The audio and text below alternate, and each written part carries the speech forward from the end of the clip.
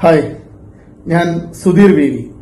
Tirur arts college 1991-94 B Com മാച്ചിലെ പൂർവ്വ വിദ്യാർത്ഥിയാണ്.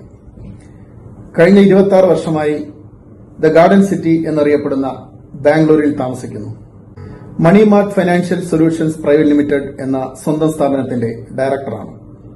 ചരിത്രമുറങ്ങുന്ന തുഞ്ചത്തെഴുത്തച്ഛന്റെ മണ്ണായ തിരൂരിൽ ഒരു പൊൻതൂവലായി വിദ്യാഭ്യാസത്തിന്റെയും സാംസ്കാരിക വളർച്ചയുടെയും പ്രകാശമായും ജ്വലിച്ചു നിൽക്കുന്ന തിരൂർ ആർട്സ് കോളേജ് അതിന്റെ 40 വർഷം പൂർത്തിയാക്കി കഴിഞ്ഞു.